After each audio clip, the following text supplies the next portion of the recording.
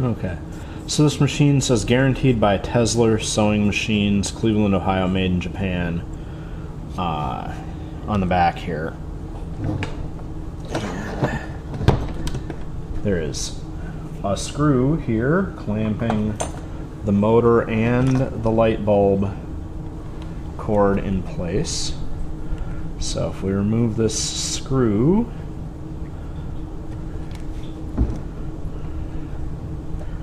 that clamp,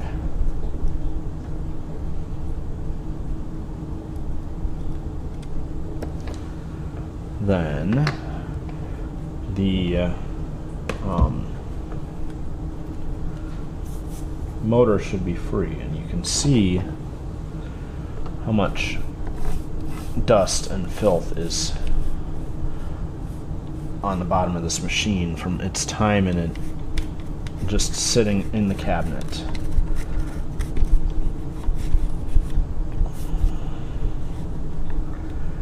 So I'll just give that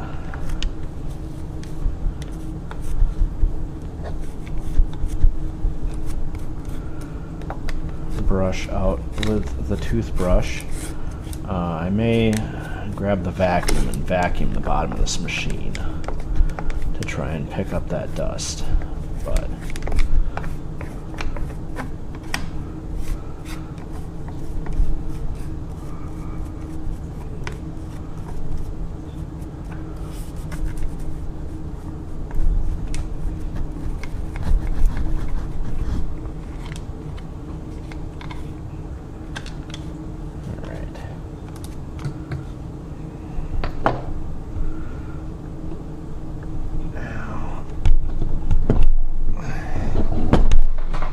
clamp is off, so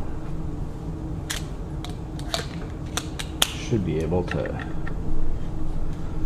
pop this motor out.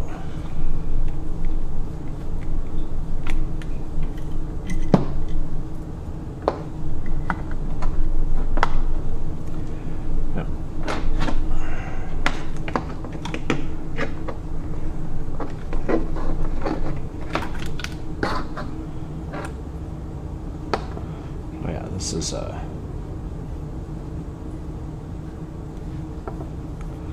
dusty on the back there. You can hear it having a little issue here, but I think all I'm going to do is just, I got this out. There's a hole here to oil it, and this machine is over 50 years old, so we're gonna put a little oil on the felt pad in this hole.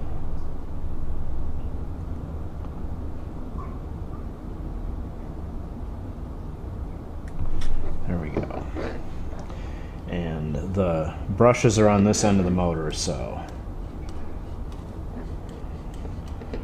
we'll get that end oiled, and then we'll put one dab of oil in behind the belt pulley here on the end with the brushes in it, and we will let that ride, because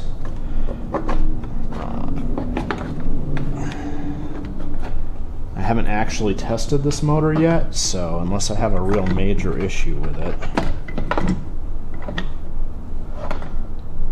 get a little oil in it.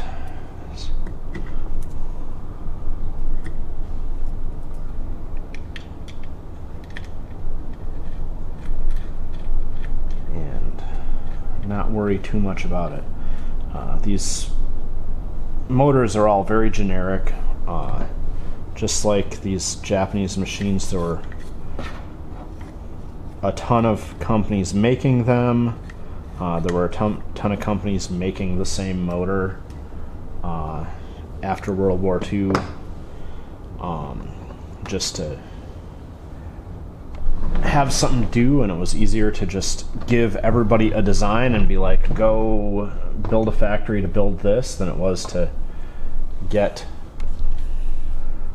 people to design and all their own equipment and design their own stuff to make. So historically, Japan was the first place we shipped jobs overseas, and people said, oh, you know, the cheap knockoffs made in Japan. And then they got very good at it, and a lot of stuff moved on to the next company, or the next cheap factory, and the next place.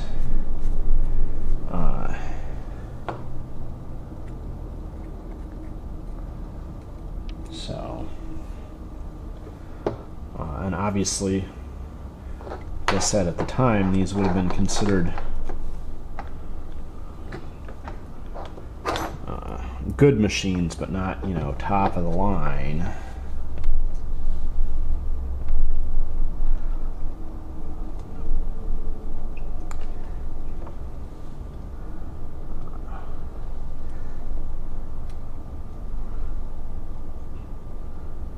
So, time to get this clamp back on.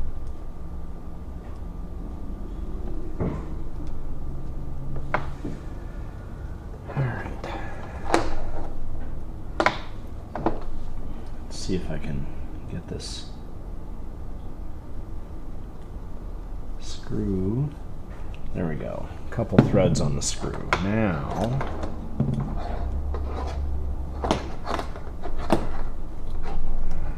I can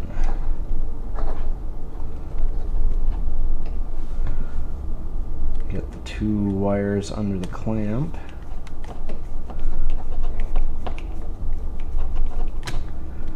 So, I was trying to look up information about this machine. Like I've said in the titles, because it's just one of the many machines manufactured in Japan in the decades after World War II, even up through the 70s. Apparently there's just not anything in the way of records on who manufactured them. Really, because there were so many, there were, I guess, up to 15 companies manufacturing machines, basically all using the same designs or copying each other, and a lot of them are no longer in business, and they certainly didn't keep records because they weren't like in the market to keep records. They were in the market to make sewing machines, but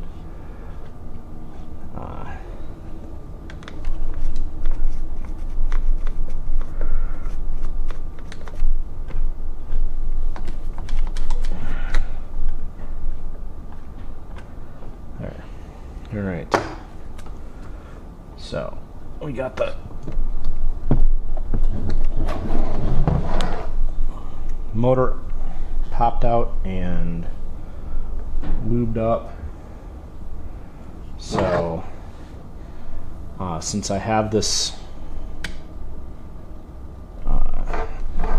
hand wheel off, I'm gonna need to go get a tire to put on here, because getting the belt off was a bit of a project, so I may as well replace this tire before I put this all back together. I also, so the hand wheel is kind of marred up here, and that soaking stuff that I had that I used on the 1591 to remove rust, that stuff is only for like iron and chrome and steel, and it will destroy other metals, like cheaper metals like magnesium and zinc. And a lot of these machines, like the way that you get cheaper material is that you cast some of the stuff out of zinc and magnesium, because it takes a good finish and it's sturdy enough to make knobs out of and other parts. So I don't want to check all this. I'm just gonna grab my Dremel and use a buffing wheel probably to just buff off these shiny bits and get them to, or brush and oil these up and wash them out to clean this machine. But I won't soak any of the parts because I don't want to figure out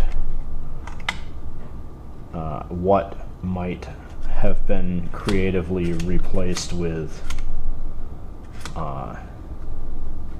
zinc or something. And then because this knob here is all, this post is all chewed up, I'm going to get something and try to smooth this post off so it'll be easier to put the width lock knob back on. It looks like it's actually, I can get this width knob off. Maybe taking this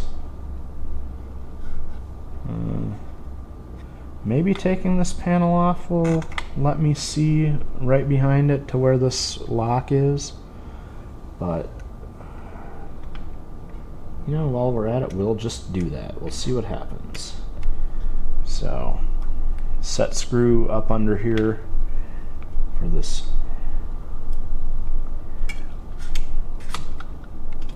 width knob, and it's got a second set screw on the side here.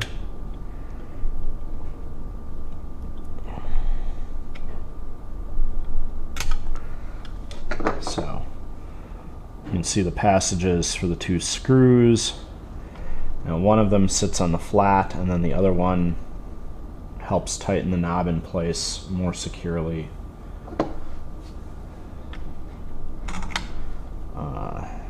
There's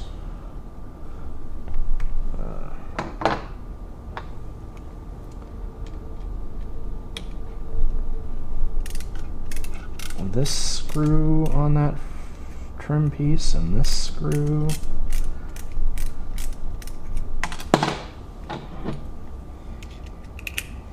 And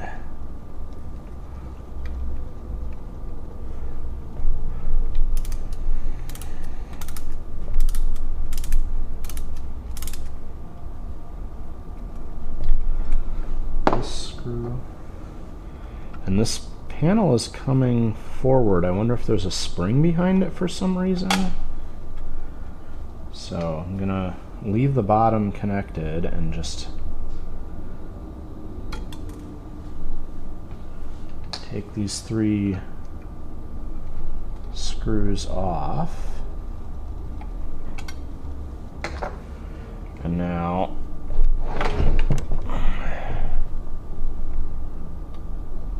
nope. It's just stiff and was springing out on its own. So, alright.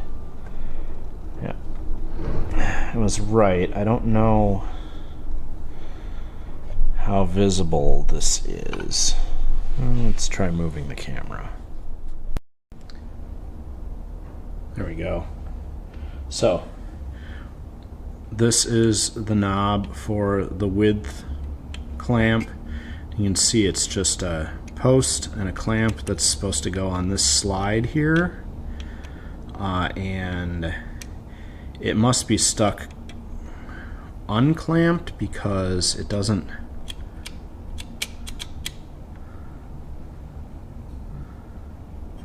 like.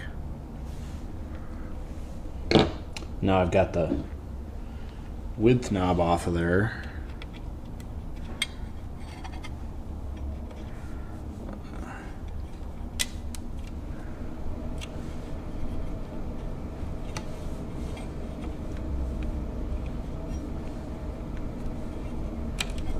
Yeah. So that's the width knob, and then it's supposed to clamp on this somehow. So we'll have to get this to loosen up and see what is happening with this clamping action in there.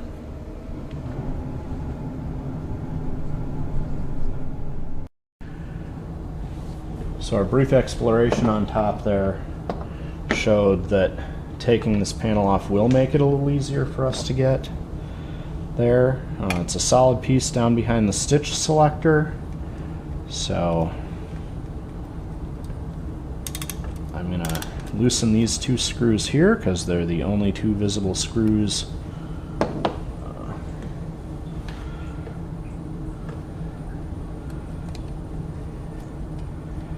Yep, and that whole piece just loosened up, so pop that screw and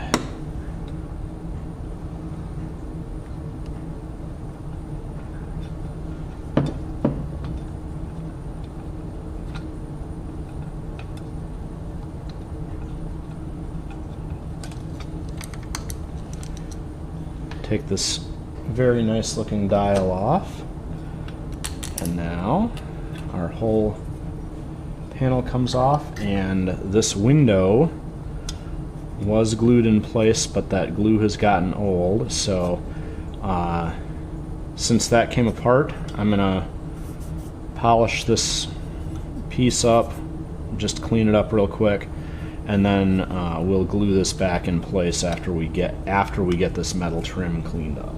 But, oh yeah, okay, so you see our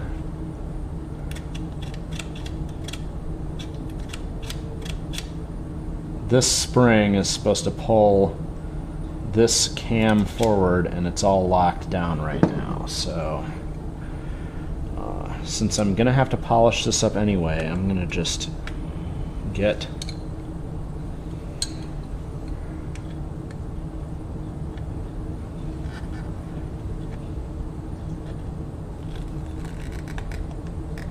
yep, somebody really cranked on it, over tightened it. There we go. So, oh.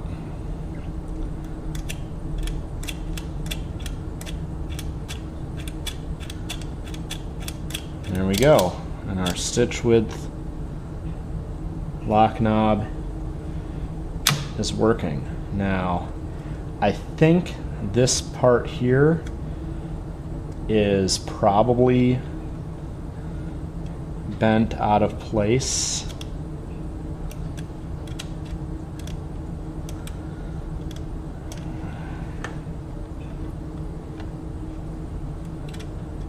Yeah. So this piece here I think is sticking a little further back than it should, so I'm gonna just gently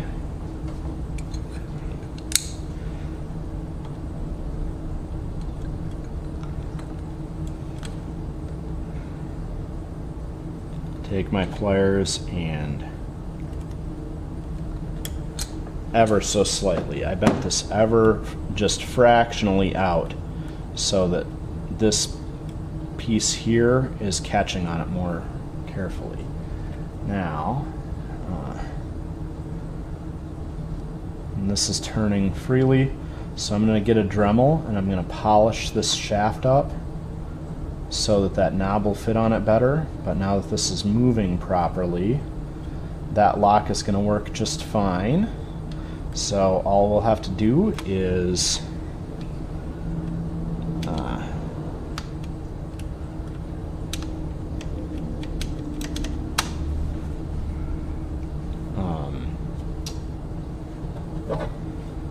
fix up this plate, clean this plate up, and put this window back in as part of cleaning the machine up. And then once we get it cleaned up, still haven't actually tested the motor, but I'm pretty sure it looks like it's in good shape. It feels good, so I bet that it will run just fine, but I'll have to grab the cord so we can test the motor. And then this should be ready to go.